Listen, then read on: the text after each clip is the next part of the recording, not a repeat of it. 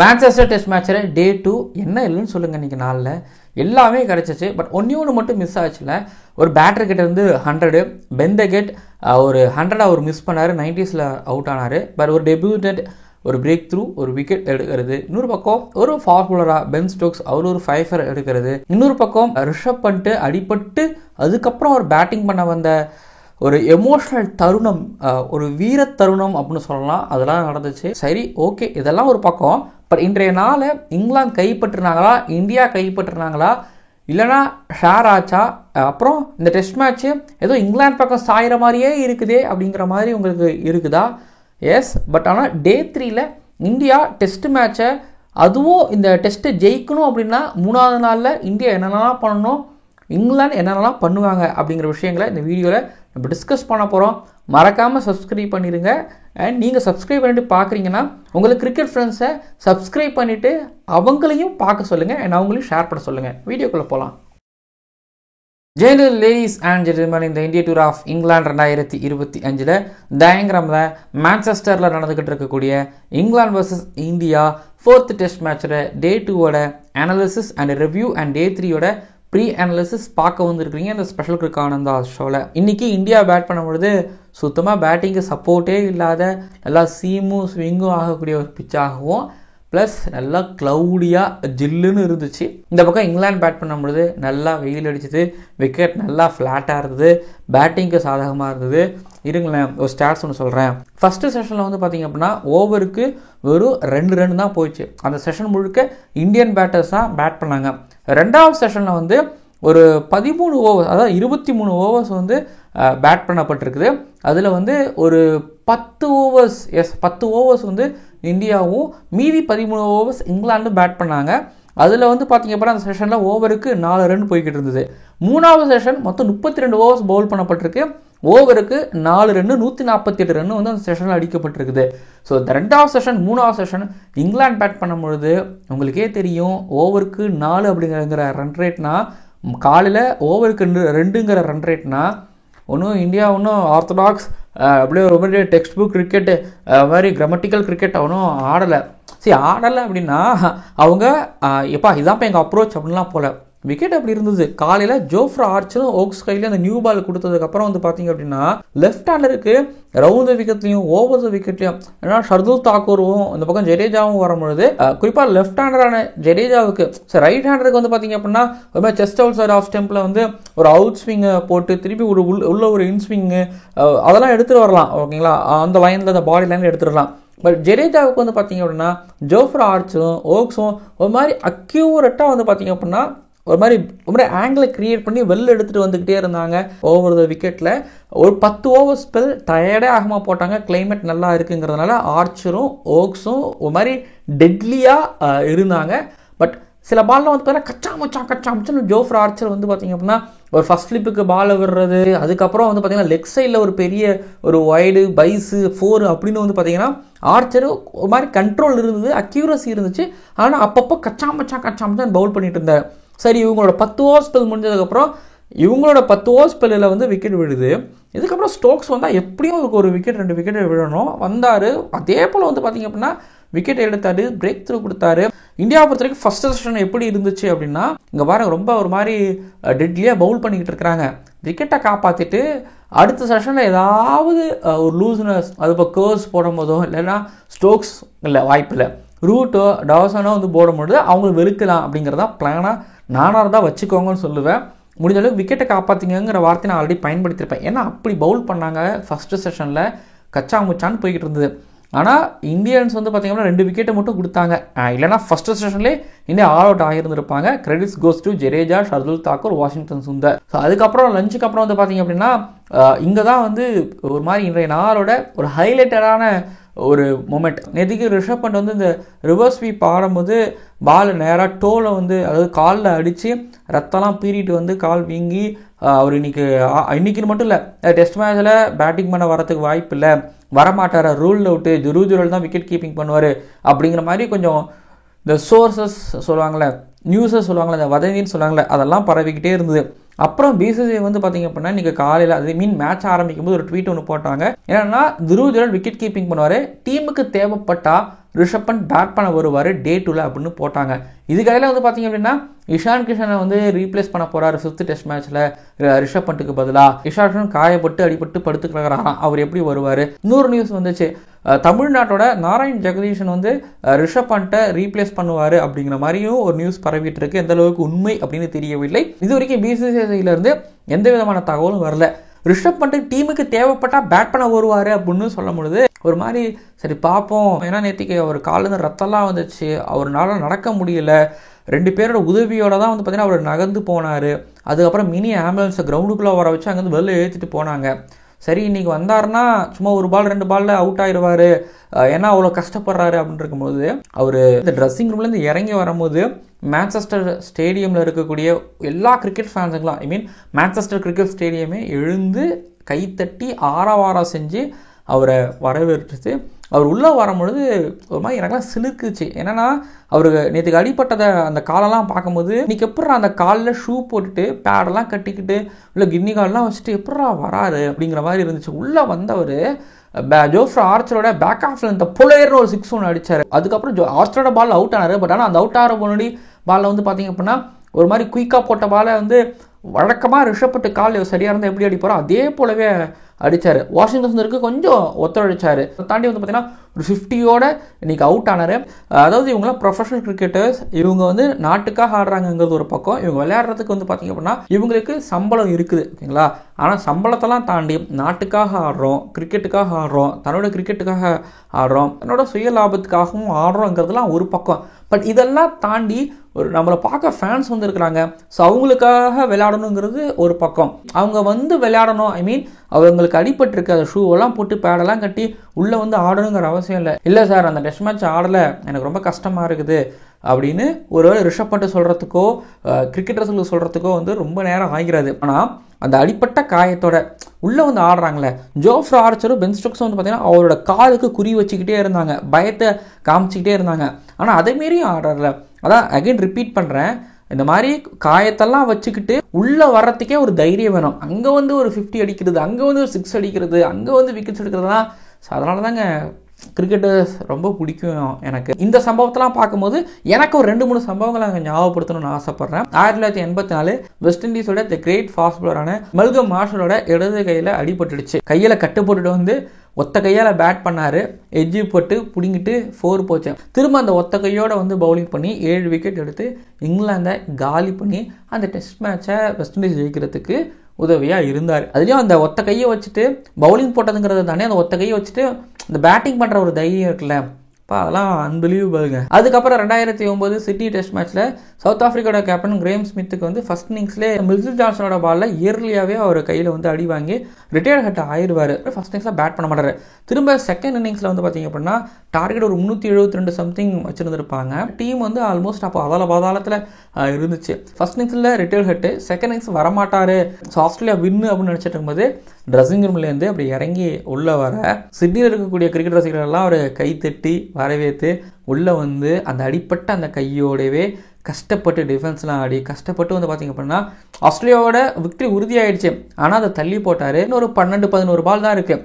அதை ஒரு வேளை தடுத்து இவர் ஆடிட்டார், சமாளிச்சிட்டாங்க அப்படின்னா இந்த டெஸ்ட் மேட்ச் ட்ரா ஆகிரும். பட் ஒரு கேப்டன் லீடிங் இன் ஃப்ரண்ட் அப்படின்னு சும்மா சொல்லாமல் தனக்கு அடிப்பட்டாலும் டீமை காப்பாற்றுறதுக்காக உள்ளே வந்து கிரேம் ஸ்மித் ஆடின அந்த ஒரு கிரிக்கெட் அப்படிங்கிறதும் எனக்கு ரொம்ப பிடிச்ச ஒரு மொமெண்ட். அதுக்கப்புறம் 2002 ஆண்டிகா டெஸ்ட் மேட்ச்சில் அனில் கும்ப்ளே பேட் பண்ணிட்டு இருக்கும்போது வெஸ்ட் இண்டீஸோட ஃபாஸ்ட் பாலர் தில்லானோட எகிரு பாலில் அனில் கும்ப்ளேவுக்கு தாடையில் அடி விழுந்து ஒரு மாதிரி காயமாகி, ஆனால் அதெல்லாம் பொருட்படுத்தாமல் பேட் பண்ணிவிட்டு திரும்ப தலையில் கட்டு போட்டுட்டு வந்துட்டு கிட்டத்தட்ட அவர் மட்டும் ஒரு 14 ஓவர்ஸ் போடுவார். அதில் ஒரு பிரெயின் லாராவோட விக்கெட் எடுப்பார். அண்ட் அது மட்டும் இல்லாமல் ஃபீல்டில் பல 100 ஓவர்ஸ் ஃபீல்டிங் பண்ணுவார். இது போக விராட் கோலி கையில் தையெல்லாம் போட்டுட்டு 100 அடித்தது ஐபிஎல்ல. இது போக கேதர் ஜாதவ் ஐபிஎல்ல ஹீரோயிசம் உங்களுக்கு தெரியும், போராடி இருப்பார் ஒரு மேட்ச்சு.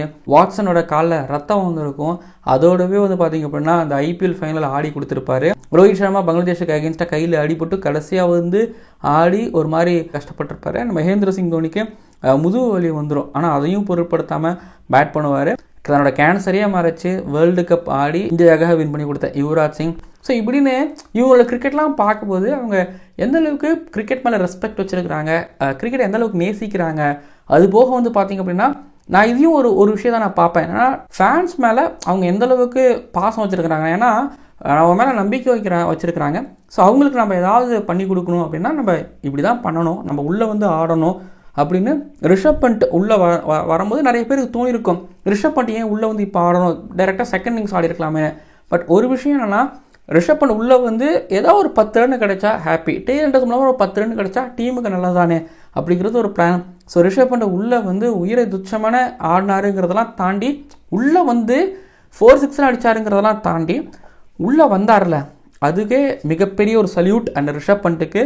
ரிஷப் பண்ட் மட்டும் இல்லை, இந்த மாதிரி நிறைய கிரிக்கெட்டர்ஸ் இருக்கிறாங்க. அதனால தான் இன்னமும் கிரிக்கெட்டுக்கு நானும் நீங்களும் எல்லாரும் ஃபேனாக இருக்கிறோம். அண்ட் ரிஷப் பண்ட்டை ஜோஃப்ரா ஆர்ச்சர் திரும்ப ஒரு தடவை போல்டு எடுத்தார். லார்ட்ஸில் செகண்ட் இன்னிங்ஸ் அந்த top of the off stump மேலே போட்டு எடுத்தார். அதே போல் இந்த தடவை வந்து பார்த்திங்க அப்படின்னா ரவுண்ட் த விக்கெட்டில் வந்து ரிஷப் பண்டோட டாப் ஆஃப் த ஆஃப் ஸ்டம்பை காலி பண்ணி ஒரு பக்கம் ஸ்டெம்பை பல்ட்டி அடிக்க விட்டார். பென் ஸ்டோக்ஸ் வாஷிங்டன் சுந்தருக்கு போடு ஷார்ட் பால் போட்டுக்கிட்டே இருப்போம், வாஷிங்டன் சுந்தர் சரியாகவும் அடிக்கலை, அவுட் ஆனாங்க. இந்தியாவோட இன்னிங்ஸும் ஒரு 20-30-40 ரன்கள் கம்மியாகவே முடிஞ்சது. அதுக்கு credits goes to Jofra Archer and Ben Stokes. இன்றைக்கி இந்தியாவை ரெஸ்ட்ரிக்ட் பண்ணாங்க. திரும்ப அதில் ஜாக் ரோலியும் 100 மிஸ் பண்ணார், இந்த பக்கம் பெந்தகேட்டும் 100 மிஸ் பண்ணார். அசால்ட்டாக ஜாலியாக ஆடிக்கிட்டு இருந்தாங்க. பெந்தகேட் ஆடிட்டு இருந்தாங்க, இது ஓப்பனர்ஸ் ப்ராக்டிஸ் மாதிரி அவங்க ஆடிக்கிட்டு இருந்தாங்க. பெந்தகேட் பேக் ஃபுட்டில் போய் இந்த ஸ்கொயர் லெக் பக்கம் நிறையா ஆடிட்டு இருக்கிற, ஃபைன் லெக் பக்கம் நிறையா ஆடிக்கிட்டே இருக்கிறாரு. இடையில ஷார்ட் பால் பிளான்ஸ்லாம் வச்சுருந்தாங்க, நான் புரிஞ்சுக்கிறேன். பட் ஆனால் அதுக்கு முன்னாடி வந்து பார்த்தீங்க அப்படின்னா கம்போஜும் பும்ராவும் போட்ட அந்த ஸ்பெல் அப்படிங்கிறது வந்து சோஃபார் ஒரு மாதிரி பார்க்க நம்மளை டயர்டு ஆகிடுச்சு.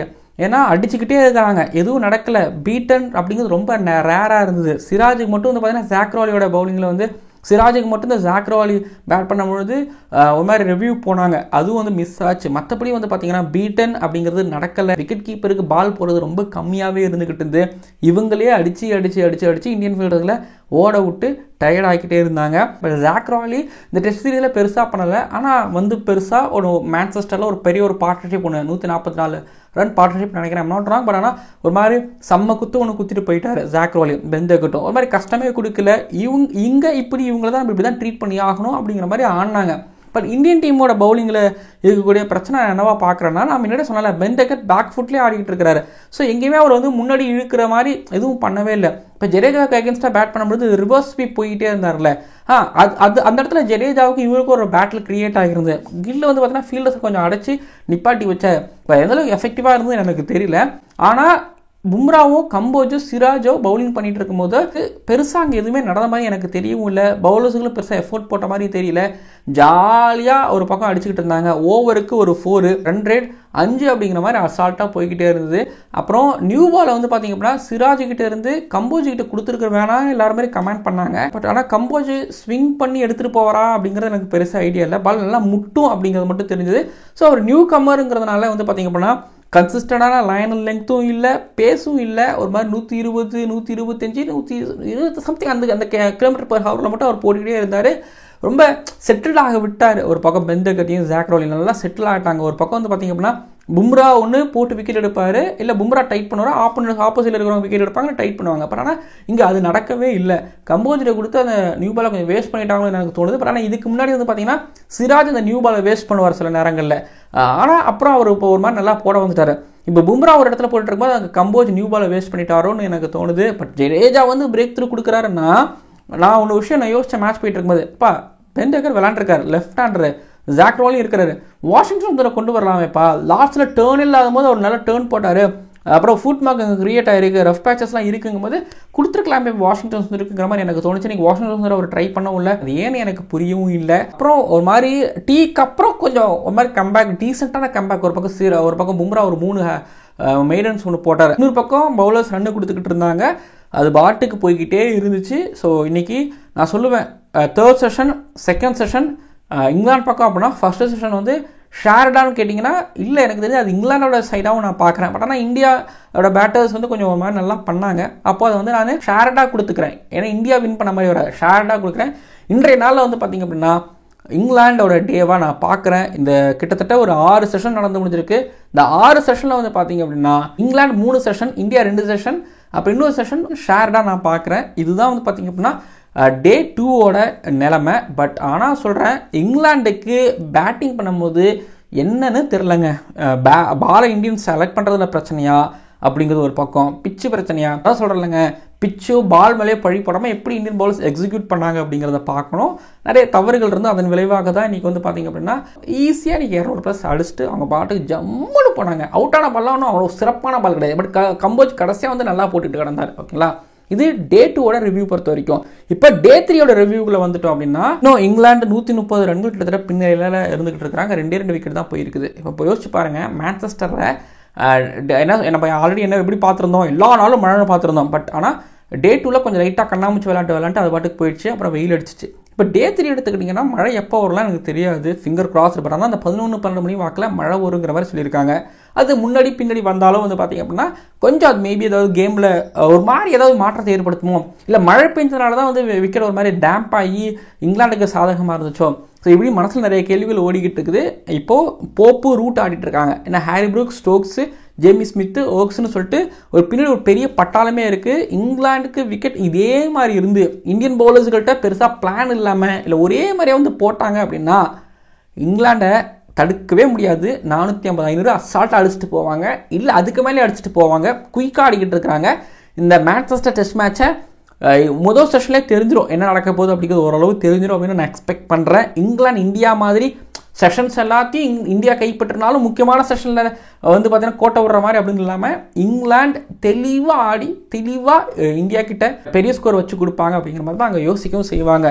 பட் இனிஷியலாக இந்தியன்ஸை பொறுத்த வரைக்கும் வந்து பார்த்திங்க அப்படின்னா அதாவது டே 2ஓட நைட்டு நல்லா தூங்கி முடிஞ்சால் டீம் மீட்டிங்கில் என்னென்ன எரர் பண்ணியிருக்கிறோம், என்னென்ன பேட்டருக்கு என்னென்ன பண்ணணும் அப்படிங்கிறதுலாம் வந்து பார்த்திங்க அப்படின்னா ரொம்ப அதிகமாக ரொம்ப ஓவர்லோட் பண்ணாமல் டிஸ்கஸ் பண்ணிட்டு அண்ட் டே 3ல் வந்து எக்ஸிக்யூட் பண்ணாங்கன்னா நல்ல ஒரு கிரிக்கெட் கண்டிப்பாக பார்க்கலாம். டே 2 மாதிரி டயர்டாக இருந்துச்சு. ஓகே, மாதிரி டயர்டாக இருந்துச்சு.